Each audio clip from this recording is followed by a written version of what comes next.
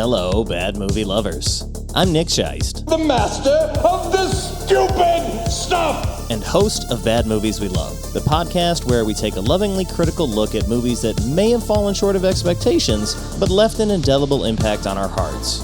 Every week, we dive into a different maligned movie. From mega flops to cult classics to B-movies to forgotten disasters, we laugh, we love, we ponder, and maybe, just maybe, we feel things. Along the way, we drop behind-the-scenes trivia, spin our bonus wheel of hypotheticals, compose heartfelt haikus, we face the reality of Critics' Corner, and prescribe the perfect gateway drug movies to expand your bad movie horizons. So if you've ever said, this movie sucks, but I love it anyway, you're in the right place.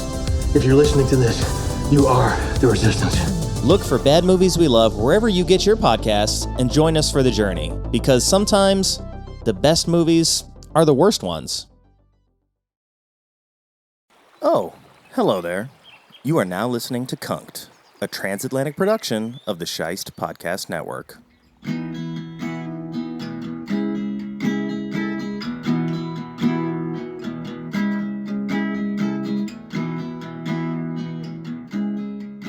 Welcome to Cunk'd, a very unofficial podcast, hosted by Nick Scheist and Skadooosch. So join us as we celebrate the life and work of Philomena Cunk'd. This is a special presentation of our interview with Dr. Prokar Dasgupta. Welcome back to Cunk'd, a very unofficial podcast, where we blend the sharp wit with curious insight and invite you to think and occasionally laugh. Today I'm immensely honoured to welcome a guest who embodies the best of both worlds. Professor Prokar Dasgupta, OBE, is not only a world-leading surgeon and clinical scientist at King's College London, but also the pioneering chair in robotic surgery and urological innovation, and the mind behind the so-called Dasgupta technique. With a career spanning over 3 decades, he's played a pivotal role in robotic surgery, cancer immunology, editorial leadership in academic journals, and global surgical training, earning him honours like the Padma Shri from India, the St. Peter's Medal, and an OBE for services to surgery and science. But there's more. He's also survived an encounter with Philomena Cunk'd, the haplessly brilliant alter ego of Diane Morgan, in the BBC special Cunk'd on Life, and that's very much why we're here today as well. So in one unforgettable moment, Diane Morgan, or Philomena Cunk'd, confidently asserted to Professor Dasgupta that only 40% of people have skeletons and that knees are a con. And whilst most experts crack, Professor Dasgupta remained steadfast, maintaining under composure that Cunk'd herself burst out laughing, a reaction that, so I believe you later revealed, had never happened before. And I'm very, very keen to talk to you about that. But also I wanted to include this from The Guardian, as they aptly put it, that Professor Dasgupta's bafflement was either a beautiful naif or he is simply the greatest actor since Laurence Olivier. Either way. So today, you're not just meeting a surgeon and innovator, you're meeting the man who can walk through absurdity with surgical precision. Professor Dasgupta, thank you so much for joining us. Pleasure to be here, Mike. What a great day, and let's have some fun. Let's have some fun indeed. So I'll kick straight off because we mentioned there, obviously, let's start with your encounter with Philomena Cunk'd. You've already survived one Philomena Cunk'd interview, which is basically like being operated on without anaesthetic. Looking back, what was going through your head at the moment when she began asking you questions? I was told that she is hapless, and I had in fact prepared for this haplessness by watching her videos. And as you know, these are now easily available on YouTube. And my own personal favorite is her interview with Robert Peston of ITV, the political correspondent. And if you haven't seen it, it's absolutely worth a watch because he just can't control himself. I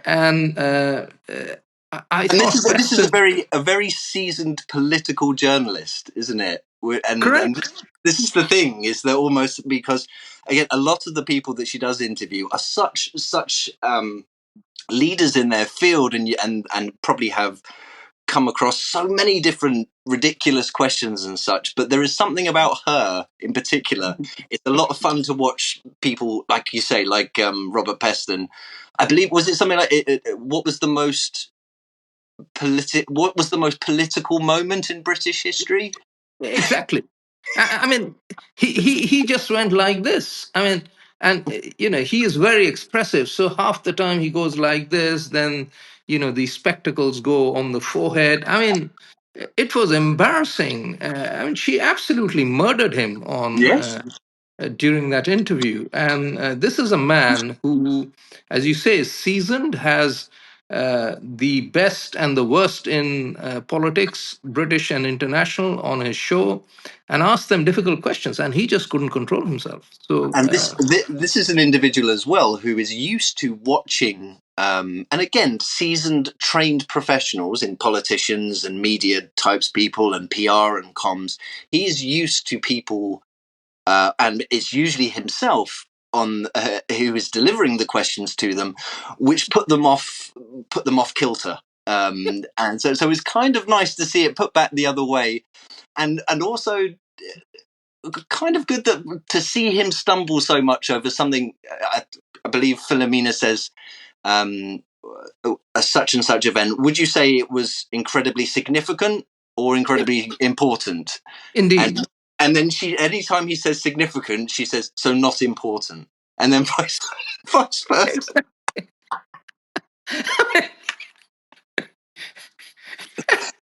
Just a little And bit of he just cosmic ties revenge. himself in knots. It's like saying, I mean, we keep saying to people during an examination, I have examined thousands and thousands of students and taught them, and I keep saying to them, look, exam is not just knowledge, it's also a technique. Whatever you do, do not dig your own hole.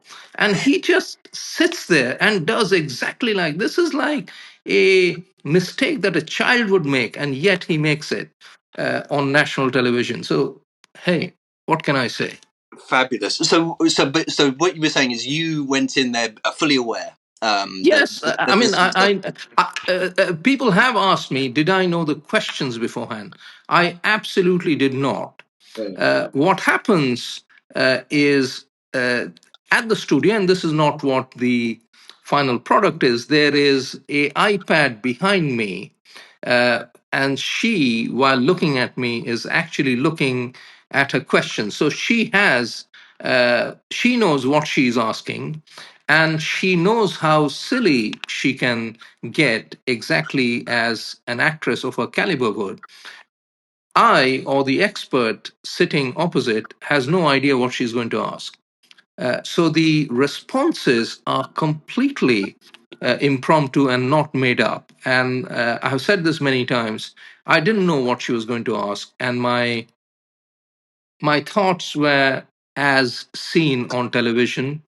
And some of the questions she asked were just unbelievably silly, and I had to put her right. Just I would put right someone who is asking silly questions. In terms of silly questions, I mean, you've obviously been working in the medical field and in teaching for decades now. Has anyone asked you anything? Have you ever had an experience like that I was about to say in real life, but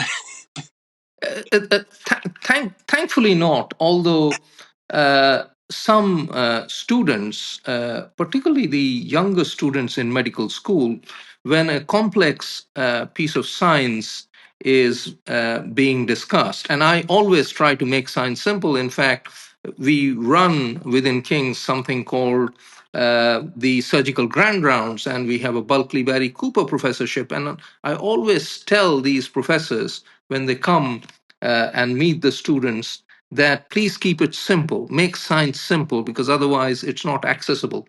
But even then, some students will say, Professor, I'm terribly sorry to ask a stupid question. But usually, when they ask the question, it's not at all stupid. Often it's very insightful and something that I haven't thought about because it's so simple. With Conk, that was not the case. I mean, what can I say? I mean, imagine she said to me, which is in the outtakes, did you know that the eyes are connected to the anus? And 25 million views on Instagram. Wow. So Wow. you introduce me with various accolades. I keep saying to myself, and I say to the public, so what? Yeah, none of what I have done has ever been seen 25 million times. But yet, that question about the anus and the eye has been, and in fact, I believe it's one of the most views snippets Yes. ever to be viewed. And in fact, her cue was, I suspect, on that iPad at the back saying, no, yes, it is. And I'm correcting her saying, no, this is nonsense. And she started winking at me. And then she said, when you scratch your bum, you start winking, and she started winking at me. And I thought she's gone completely and utterly potty. I really thought she had gone completely mad.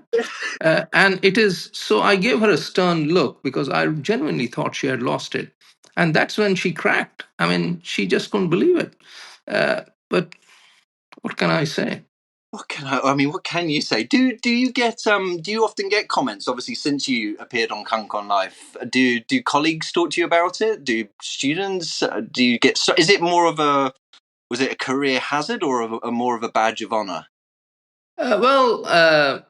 Curious you say that because whenever the request like this comes, and it came through the BBC, it was absolutely do not talk to anyone about it, etc., etc.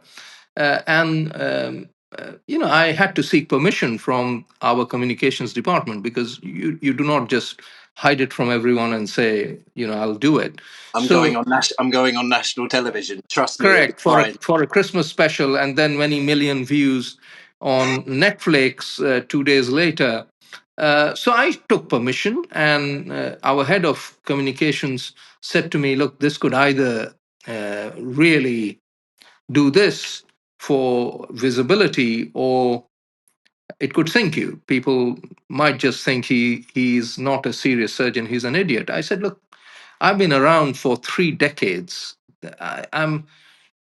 I think this is going to show that I am human. I have a humorous side to me, and I'm not worried about any downturn that it can have on my career. I mean, I'm established, and if I'm not, I think it's too late. And why not have some fun?" So I went into it knowing fully that this could potentially have an adverse effect, but on the other hand, it's been very positive. Uh, I've had this IMDb post which actors have. I think I haven't set it up. Someone else has. It has happened automatically. I was hoping I would get some offers from Bollywood, maybe Hollywood, but that SRK will be hasn't in touch happened yet. now. SRK is going to be emailing you. Oh, I think I've lost your mic. I'm so sorry. I can't. Can you hear me? Yeah, I can hear you. Oh, there we are. Sorry, it just cut out for a second. Sorry, what were you saying? I was saying that this IMDb page has been set up, as you have probably seen. And I wasn't expecting that. I mean, it would have been nice to have had on top of the page, which I didn't set up, someone else did. I think this happens for actors, that I would get some offers from perhaps Hollywood or Bollywood. That hasn't happened, but the next best thing is an offer to join this podcast. I mean, what can I say? It Oh, must be a good thing. oh, listen. I mean, to be compared to Bollywood, I wasn't ready for that, Professor. I wasn't ready for that. So just on comedy in general, Comedy and surgery seem miles apart. One of them aims to stitch people up, the other to stitch people back together. Do you see any overlaps in terms of the surgery and or the medical community and comedy itself? There are parallels, and the parallels, Mike, are good ones. I think surgeons are generally Type A personalities, uh, highly strung. They have to be because they are literally at the cutting edge. Life in our hands, in high stakes. Really, you make a mistake, you can cause significant harm to the person who you are trying to cure.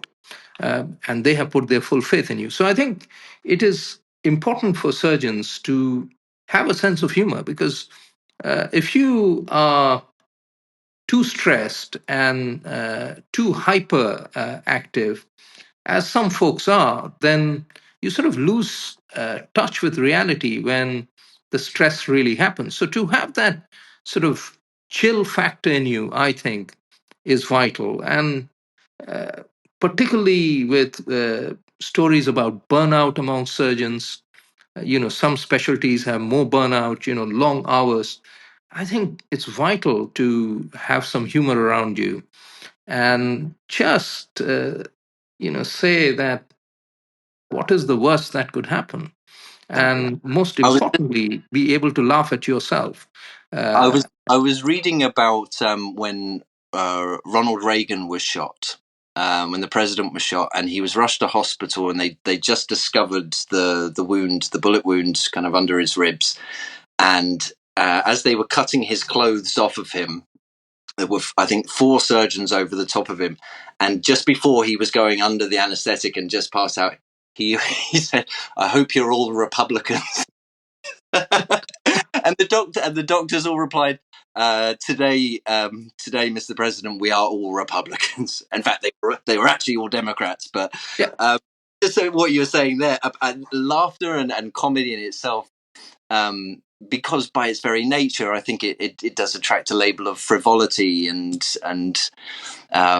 but as anyone who's ever been through any stressful time in their life, no matter whether it's as yourself as a surgeon in a high stakes scenario, or having lost someone, or if you're depressed, laughter is laughter is much more than a well constructed joke. The feelings that it can invoke, and I guess from a medical perspective, maybe perhaps you can the stress levels in terms of Yes.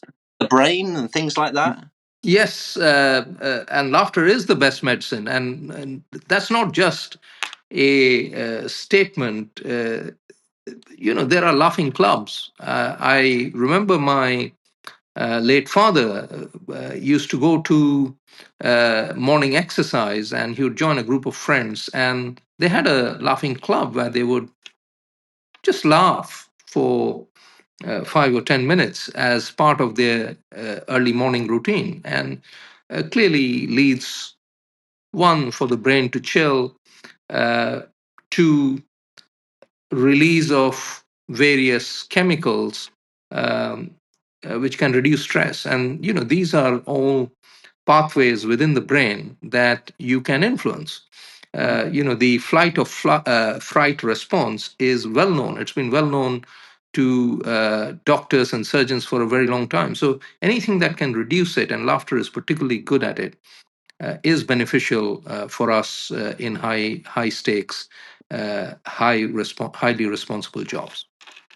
And comedy I mean, you yourself, you've worked and lived across several different countries. Have you noticed comedy, perhaps like medicine, has its own perhaps regional accents from Yes. place to place? And kind of what is it you would say? And would you say actually? I think the assumption is that this is very much a British type of humour, Philomena Yeah. Cunk'd style. What would you say kind of makes it uniquely British in that sense? Uh, Look, the first thing is Cunk'd herself. I mean, uh, this time after Cunk'd on Earth, she did a number of shows on American TV, because she's through Netflix. She is a huge hit in the United States. At one point, she says she would love to interview the president if she Oh, could. and Elon Musk. Yes, As well. indeed, and so and our friends across the pond seem to love the Britishness of her. But if you look at earlier interviews where the thought process was perhaps she should have a posh accent, and I believe she can do a posh accent very well, but she's from up north, and she hams up her Bolton accent. So it is so, starting with her appearance, with her tongue in cheek, and her accent. I think it's all Britishness at its best, and uh, that's why I think people love it. It's very genuine. I mean, it's silly, but it's very genuine. In terms of audience responses, just because I've been sharing clips of Philomena Cunk'd for almost about 9 months now, and I have the analytics, I have the stats, and I can see which countries are engaging with the content, and it tends to be the same. It's American predominantly, perhaps about 2/3, and then a little less than a third, perhaps British. And then it's usually the same ones. It goes Germany, Canada, India, Australia. Yeah. And those, they are always there, and they kind of move a little bit. But I've spoken to some Indian people about what it is they love about the comedy, and I've spoken to Germans, and it's very different aspects. Can I ask you from an Indian perspective, what it is do you think that kind of speaks to the Indian people about her style of comedy? I mean, Indians identify with British comedy perhaps more than they do with American comedy, and one of the reasons is series like even the black and white versions of it. Yes, Minister. Yes. I saw Yes, Minister when I was a child, and I found it hilarious. I mean, the Indians love people who can laugh at themselves, and Brits are the best in the world at doing that. Indian comedy, if you look at Bollywood or even regional Indian comedy, for example, one of India's most famous filmmakers, Satyajit Ray, one of my heroes, the late Satyajit Ray, had this series of comedy films which are very, very slapstick, unlike British comedy. So I think Indians love people who can laugh at themselves. But then you asked about Germany, and I can tell you one of the first things that happened when this came out was one of my German colleagues, another robotic surgeon, started asking me about King Arthur and Camelot, where she says King Arthur came a lot, didn't he? And she's corrected, saying no, this is Camelot. This is where he lived fictionally. And she looks at this script and says, no, it's written here. Came a lot. So. So the German, you wouldn't think someone in Germany would love that, No. but they did. They asked me about it, so I'm not surprised that what Cunk'd has done has appealed to so many people in so many different parts of the world. Do you feel that humor that translates globally is, even as you say, the British style, the self-deprecating humor? There are different shades to it. I think you have things like The Office, and then when you see the American version of The Office, it was a very interesting case because many people, it's one of the few cases I think where British people themselves and fans of comedy, perhaps in the early years, kept this to themselves, but then they actually got more comfortable saying, do you know what, I think I prefer the US version of The Office, Yes, which was almost taboo. Because the famous thing about the first series of the US Office was what they tried to do was to just basically take the same thing and just do it with a and it didn't work. It didn't work whatsoever. It was awful. But obviously, second series, and they it took off from there. I always find that very very interesting in terms of, because cultures can be very protective of Yes. their assets, so to speak, in terms of culturally. Absolutely, and I think each to their own.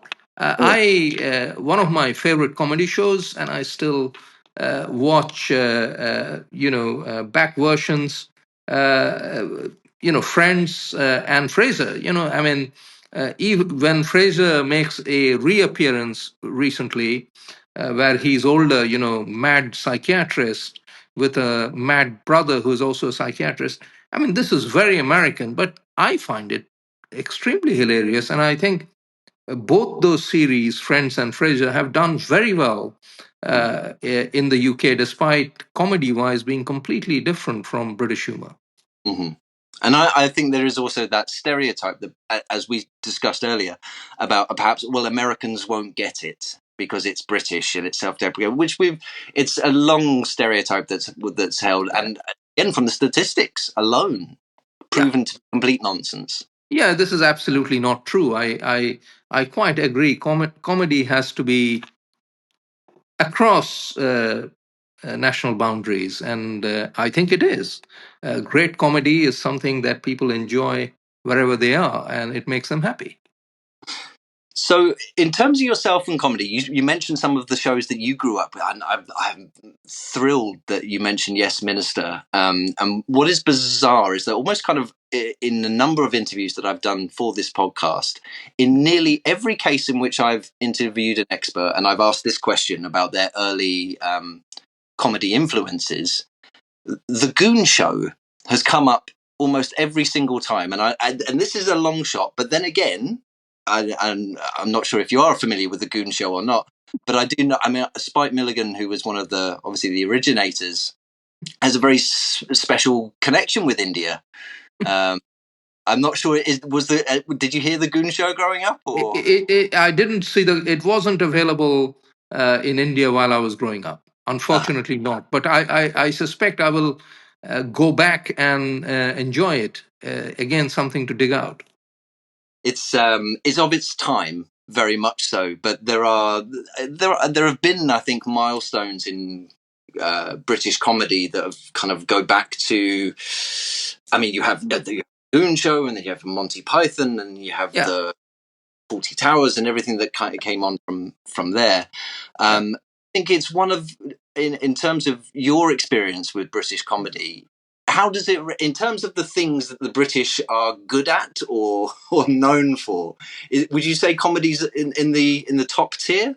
Yes, without a doubt. I mean, Faulty Towers. I mean, I couldn't believe it when I first saw it. I bought the entire DVD takes because I wanted to preserve it so that I could watch it anytime. Now, of course, DVD, chuck it out. I mean, you can see it anytime you wish. Yeah. But I mean, how amazing that something that didn't run for very long, No. absolutely astonishingly good, particularly the delivery. Yeah. It's not just the dialogues, but the delivery, the element of slapstick, the hapless, absolutely rude man, and the people around him. I mean, it's just unreal how good it is. And even now when I watch it, I just can't control my laughter. I mean, keep watching it. It never grows old, does it? I mean, that's how I feel watching Faulty Towers. That timeless element, and also just to go back to what we were talking about at the start in terms of surgery and medicine and things Yeah. like that. There is we spoke about it in one of the early episodes about Philomena Cunk'd, and she's quite a polarizing figure. We've Yes. discussed there are a lot of people who find her style of comedy quite abrasive, Yes. and it seems like their walls go up very, very quickly because they deem her to be being obtuse and deliberately ignorant and wasting people's time and things like this. Yeah. There's an element to which I think people then can't see past their own initial almost revulsion to her style of comedy and perhaps miss how much work and time goes into, and how much effort, how much surgical precision almost goes into almost just keeping a straight face like as he does, the professionalism to her. Without question. I can tell you, having done the filming, although I said to them that with me it will be a single take. I learned very early. I learned very early on What not to one give take? multiple takes to the One press. It's one take, and that is it. But even then, it took a very long time. And afterwards, when I spoke to Diane, she was clearly exhausted. And what boils down to 5 or 7 minutes is actually many hours of filming. Mm. And even with someone like me who's saying you have to do it in a single take, otherwise I'm out of here, I have other things to do. But it is tough both for the expert and for Diane, and there's an entire team that you don't see.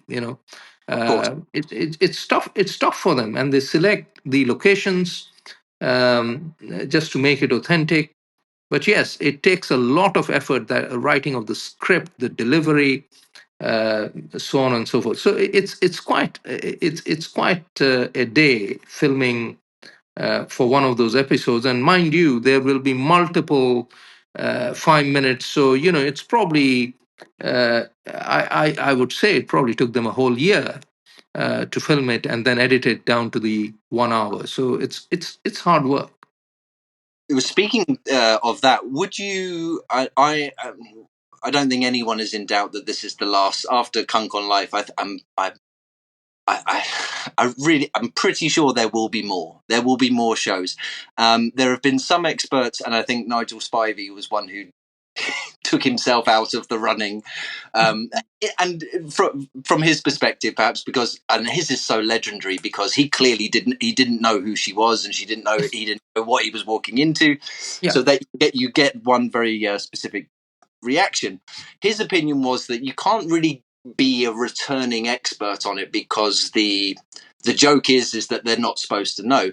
And I kind of push back a little bit on that, because one thing that is unique to the show, but also it runs throughout it, is that there is an endearing quality to almost how every expert treats Philomena.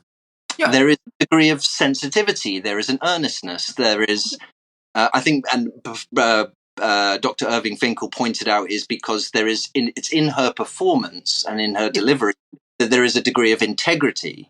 Because, as you say, it should be very easy to wipe the floor with her in terms of the silliness of her questions. But that's not the bit. I think the thing that draws people into the show is the gentle quality to which, and the sincere quality to which academics respond to her. And I think, I would ask your thoughts on this, but my belief is that where this show probably should have started was that it came out originally, and then any expert who was seen on it would have, or any future potential experts would have seen it and gone, absolutely not, I'm not going on that. I would know that's like ridiculous. But it's the opposite. I think that there is a drawing to it because the audience, there is a connection to her, but I think they have a connection with the experts themselves because of that heartfelt way in which they interact with her.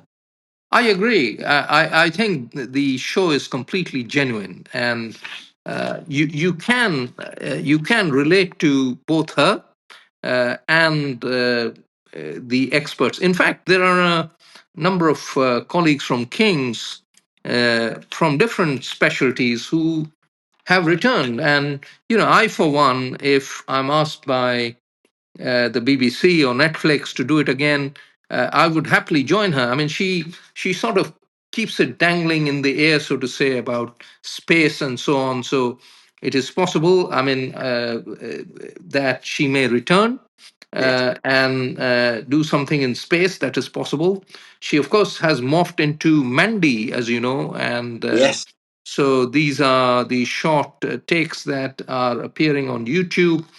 And a completely different side to her. Mandy goes and takes a driving test and almost kills the driving instructor.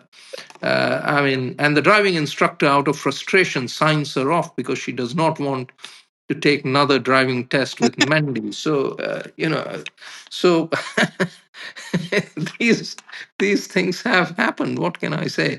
But Well, if Kunk asks me to return, or I'm asked to return by the BBC, then I will. I think I enjoyed it, and I can tell you this. I was recently in Strasbourg for an international meeting of robotic surgeons.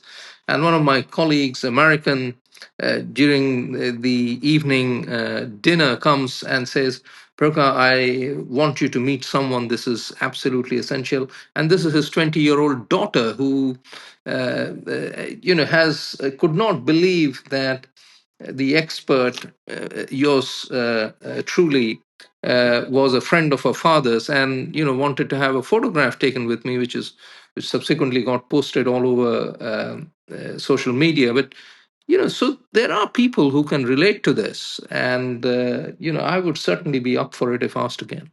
Well, I genuinely hope you do. I would love to see you again, and I think there, as you said, there are so many experts on who appear in the show, but there are only perhaps a handful who really stick in people's minds. And 100%, when you appeared on I think it was your initial response to the 40% of people have skeletons.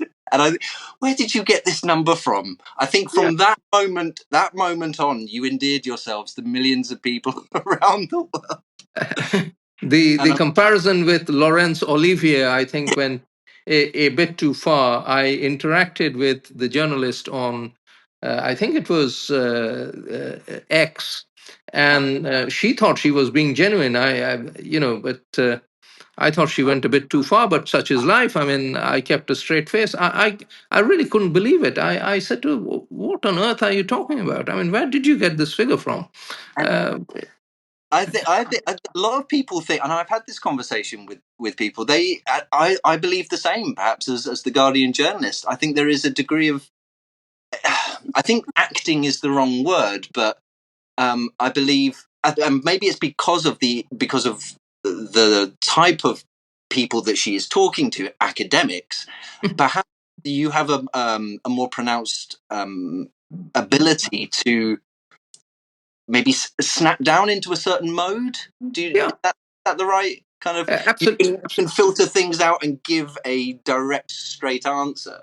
Correct. Particularly if you're a surgeon, the answer is like a knife. It's incisive and direct, and there are no acting skills involved. I never went to acting school. She asked me a question which I couldn't really believe she was asking me, so I told her exactly what I felt with a straight face. I didn't think it was funny. Did you? Well, I one thing I do wonder is how many people then went out to look to see if Burt Reynolds genuinely was made of 100% of meat. They need to find a life, I think. The Google searches. I guarantee you more than one. I guarantee you more than one person just went and quickly Googled that. Professor Dasgupta, thank you so much for your time. It's been an absolute pleasure. Have a lovely rest of your day, and I really hope that we see you again, either on something else, but specifically, yes, I would love to see you and Philomena Cunk'd interact again. So thank you. Mike, thank you. Been a pleasure, and let's have some fun.